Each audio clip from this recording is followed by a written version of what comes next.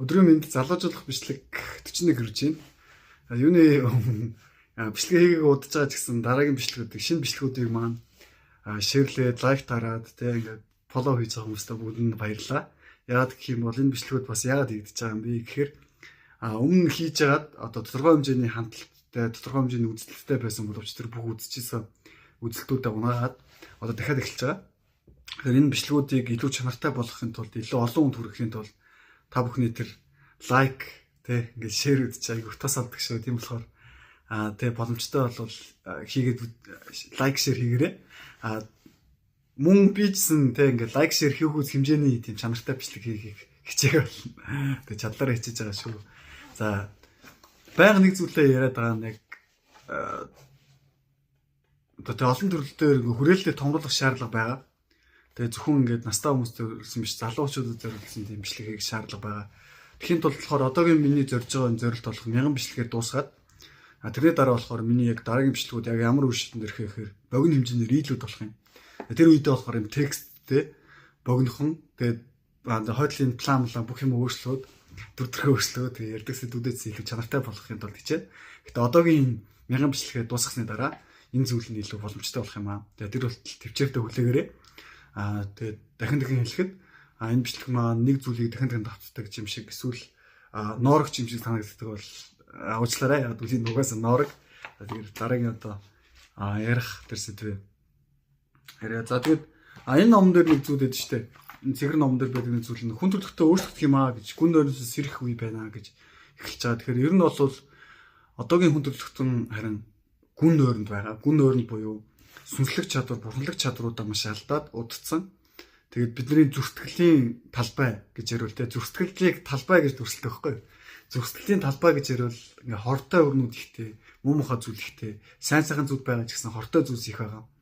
Бодол оюун ухаан санаа тэрийгэ дагаад бодлын орон зай гэсэн тийм цэвэр ариун биш. Ямар нэг зүйлийг дандаа шүүмжилдэг те хит дургуулж боддог.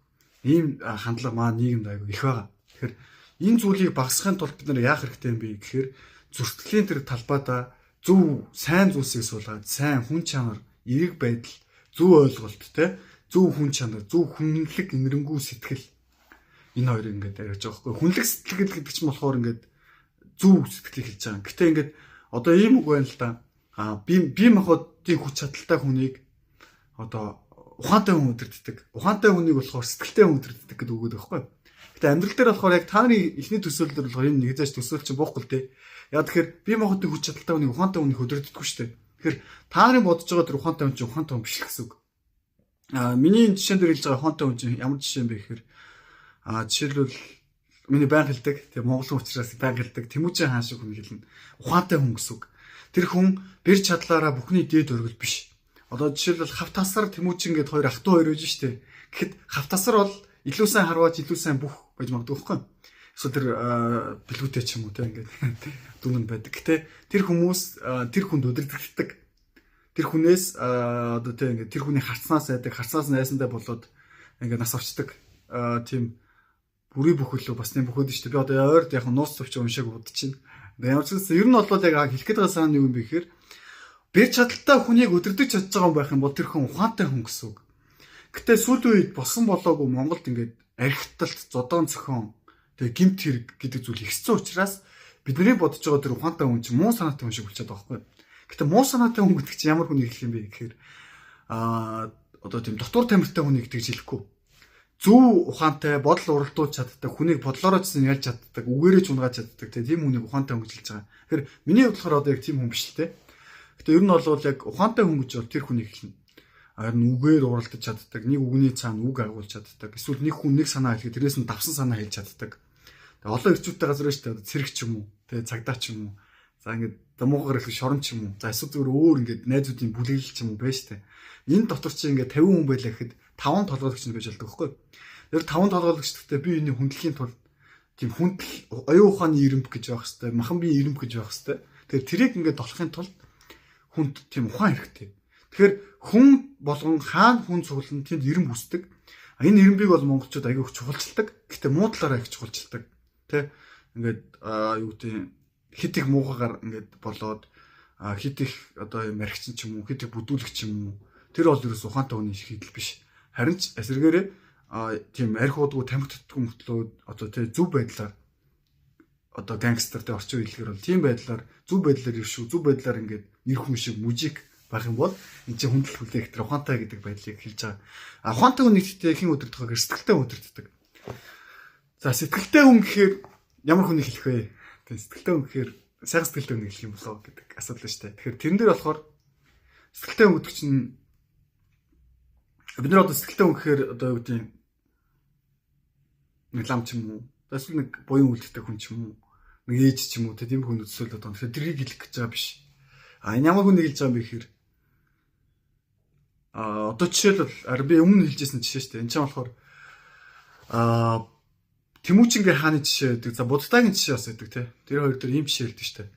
Буддагийн жишээн дээр болохоор Буддаг аав нь ерөөсөө ордноосоо гаргадаггүйсэн. Тэр хүн өхөл хөвчлэн зовлон гэдэг зүйл харж байгаагүй. Ягаад гэвэл Буддагийн зөвнөл дээр харин хоёр ширхэг зам байсан. Тэгэхээр нэг зам нь болохоор юу юм бэ гэхээр дэлхийг эзлэх хаан байсан. Нөгөөх нь болохоор дэлхийг соён гэгэрүүлэх багш, дэлхийн түүхэнд мөрөө өгдөх багш байсан байхгүй. Аавынхын хувьд болохоор дэлхийг эзлэх хаан болохыг хүсчихсэн учраас тэр багш болохыг хүсэхгүй байсан. Гэхдээ тэр хүн болохоор багш болох замыг сонгосон шүү дээ. Тэгэхээр тийм сэтгэлтэй бие махбодын хүчтэй гэдэг чинь гэхдээ тийм бяртаа юм уу бүдүүлэг үн хэлээд байгаа биш. Бие зүү авч явдаг, бидээ эзэн байдаг үн хэлж байна. Дээрээс нь эзэн байдаг хүн ирнэ тэн дотроо ирэмбэ тогтоож чаддаг хүнийг ухаантай өнгөж чинь. Гэтэл тэрийг эзэлдэг хүмүүс нь хэн бэ гэхээр дахин давтагдчихгүй сод хүмүүсийг хэлнэ. Энийгээ бүтээж чаддаг ч юм уу те зөв сэтгэлээрээ бүтээж чаддаг тэр хүмүүсийг хэлж байгаа байхгүй. Тэгэхээр одоо тэр оюун ухаанаа зөвхөн хүмүүсээс хүндлэх хүлээх дэлхийн түүхийг ингээд хүмүүсийг бус хүмүүсийг иргэшээг эзлэх гэдгээсээ зарцуулахаас л бусдыг соён гэгэрүүлэхэд зарцуулж байгаа тийм хүн байж болно. Тэгэхээр тийм хүнийг болохоор яг ойлгодог хүмүүс нь хүндэлдэг байхгүй юу? Буддаг бид нар бодохдоо юм уу буддаг ч юм уу христийг бодохдоо зүгээр л нэг сайхан сэтгэлтэй турхаа хүн байсан юм шиг бодоод байдаг байхгүй юу? Үгүй байхгүй юу? Тэр хүн бие махбодын хүч чадал гэдэг зүйл эзэмсэн байсан. Маш их зэвсгийн эрдэмтэн эзэмсэн байсан. Оюун ухаан ухамсар гэдэг зүйл байсан. Маш их тийм хааны соёлтой ингээд бусдыг удирдах соёл, бие авч явах соёл бүх зүйл төр төгсөрсөн хүн байсан байхгүй юу? Тэрний дараа болохоор тэр дахин давтагчгүй байдал сэтгэл гэдэг зүйл гарч сүнслэг бүтээл онцлогоо гэдэг байдал гарч ирж байгаа. Энэ хүн сэтгэлтэй хүн жилж байгаа. Тэгээ тэр хүнийг болохоор одоо хаан хүн харахтаа ч гэсэн энэ ямар ухаантай хүн бэ? Энэ бол дахин давтагчгүй бурханлаг байдлыг олсон хүн байна. Энэ бол цод ухаантай хүн байна гэж хүндэл үзүүлдэг гэсэн үг. Тэрийг ингээд тэр хүмүүсийг одоо юу гэдэг ингээд дахин давтагчгүй байдлаараа онцгой хүнийг сэтгэлтэй хүн жилээд байгаа гэсэн үг байхгүй юу? Хаан байгаагүй ч гэсэн хаан шиг хаан хүн хүндлэхээр тийм ухаантай тийм хүмүүсийг сэтгэлтэй хүн жилнэ. Тэгэхээр энэ сэтгэлтэй хүн гэдэг хүн гэхдээ ер нь бол ховор байдаг. Ховор тэгээд дээрс нь төрлөхөөс байдаг гэж хэлнэ те. Гэтэ яг хуу тэр хүмүүс болохоор буддаа ч юм христ ч юм уу юу гэж хэлсэн бэ гэхээр бид бүгдээрээ бурханлаг бүтээл мөн хүнд бурханлаг чанар байна. Бид нар эхлээд бие махбод оюун ухаан тэгээд дараа нь сэтгэлийг эрхшээж чадах юм бол бид нар яг бурханлаг болох юм байна гэсэн аахгүй юу. Тэрээс биш зүгээр л яг одоогийн нэг юм гэдэг нэг гүзээ тавьчихдаг те ингээд нэг тиймэрхүү тэгчээд ингээд нэг цэсрэгээс удаг хүний тухай яриаг байхгүй юу. Энэ ямар хүний тухай ярьж байгаа юм бэ гэхээр бие махбод оюун ухааныг бүрэн таньсан, тэгээ сэтгэлийг эрхшээсэн, бүх хорвоо ертөнцийг таньсан, цаг хугацаа оронзыг эрхшээсэн хүн гэдэг. Энэ хүн бол их ховор байдаг. Гэт энэ цаг үед бол ер нь олон байх боломжтой. Бид ч тэр хэмжээнд ингээд бүтээгдэхүүн явж байгаа. Тэгэхээр хүн зөвхөн одоо юу гэдэг зөвхөн ухаантай байгаад бэртэй байгаад яг нэг үеийн баатар байхгүй юу. Сэтгэлтэй хүн бол мянган үеийн баатар. Тэгээ сэтгэлийг эрхшээс хүн мянган үеийн баатар гэж чаддаг. Энэ эрхшээлтийн тухай л ярьж байгаа. Тэгэхээр одоо болохоор яг Монголд тэрийг ингээ хайж байгаа хүмүүс нь дандаа тийм дүр эсгэгч нар байгаа байхгүй юу. Яг олоогүй. Ойлгоогүй. Бүхнийг ч ойлгоогүй, сэтгэлээ ч ойлгоогүй, олон жил суралцсан гэтээ бас гараагүй тийм хүмүүс байгаа байхгүй юу. Тэгээ яг энгийн дээрээ тэр хүмүүс юм сэтгэлийг эрхшээг хичээл махан байж эрхшээгээгүй, оюун ухаанаач эрхшээгүй гэдэг хүмүүс байдаг.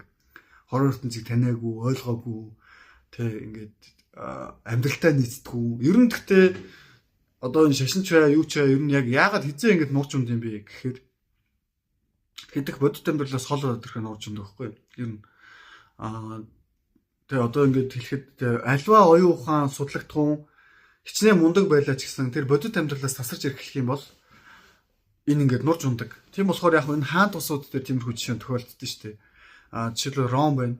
Эсвэл манай Монголын тэр эзэнт гүрэн байна. Тэд нар яасан бэ гэхээр хит их цэмцгэр болж гисэн байхгүй юу? Манч байна те ингэж манжийн тэр дарлал нь шүү дээ. Манж гэдэг улс чинь одоо юу гэдэг нүүдэлчин улс шүү дээ. Нүүдэлчин гингүүд мөртлөө хятад Монгол хоёрыг бүр гიშээж чадсан том үндэстэн болж чадсан байхгүй юу? Гэтэ тэр хүмүүс хит цэмцгэр болсон, хит их юм явцсан хүрээндээ болж ихсэн. Тэгэл нурж унсан. За дараа нь болохоор тэр их Монгол эзэн төрүүлж гисэн ер нь бол яг хуу тухайн үед том соёл, том сэтгэл, том уур амьсгал, том хууль, том ингээд холбоосыг бүтээсэн мөртлөө хит цэмцгэр болж эхэлсэн. Хит ийм явцсан хүрээнд болж эхэлсэн. Ард түмнээсээ холдож ирсэн үедээ л нурж эхэлдэг байхгүй.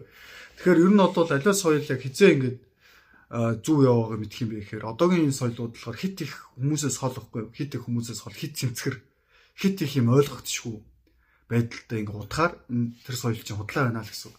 Дээрэс нь хүний тэр сэхэрл гэгэрл гэдэг зүйл ч гэсэн бодиттой амьдрал дээр харагдаж явах хэрэгтэй. Бодиттой амьдрал дээр харагдаж явах хэрэгтэй. Жишээ нь би бол эдийн засгийг сайн ойлгоогүй юм байхгүй. Тийм болохоор одоо би мөнгөгүй байгаа. Хэрвээ би ойлгоцсон бол мөнгөтэй байх хэрэгтэй. Хэрвээ би сэтгэлийг иргэшээдсэн хүн байх юм бол одоо миний бүх төрөл дээр би амжилттай байх хэрэгтэй байхгүй юу? Ингээд хайр дурлал ч юм уу, гэр бүл ч юм бүх төрөл дээр амжилттай байх хэрэгтэй. Тэгэхээр одоонд олоогүй байна л гэсэн үг. Тэгэхээр ингээд би очсон өөрөө та нарын хөгжлийн шатаар ингээд агсаа явж байгаа. Гэтэл надад байгаа нэг л зүйл байгаа. Нэг зүйл нь юу юм бэ гэхээр хуулиудыг мэдчихэж байгаа. Тэгээд том багш нараас суралцсан байгаа. Энэ хуулиудыг харин мэдлэг болгож яваад одоо энийг чадварлахгүй явж байгаа. Тэгэхээр би та нарт байнга хэлсэнтэй адилхан бодлыг иргэшээх нь хуулийг бие махбодтой төвлөрч сурах хуулийг энэ олон хуулиудыг гой суралцчаач гэж дараагийн сэдвээр хэлнэ. Тэгээ өнөөдрийн тухайд болохоор яг эцэст нь базаад хэлэхэд бие махбодыг иргэшээх гэж яг юу гэлтий, оюун ухааныг иргэшээх гэж юу гэлтий, сэтгэлийг иргэшээх гэж юу гэлтий юм бэ гэдгийг тойм утгаар нь явж байгаа. Тэгээ сэтгэлээ иргэшээсэн ч хүмүүс маш мундаг олон хүмүүс байдаг. Тэр хүмүүсийг ч харагдаа мэдэрддэг. Энгийн хүн хараа мэдгүй ч гэсэн өөртөө сэтгэлийн дахиж ахс дэвшилтэй хүмүүс бол энэ хүмүүс сэтгэлээ иргэшээсэн хүн байна гэдгийг хараа мэддэг.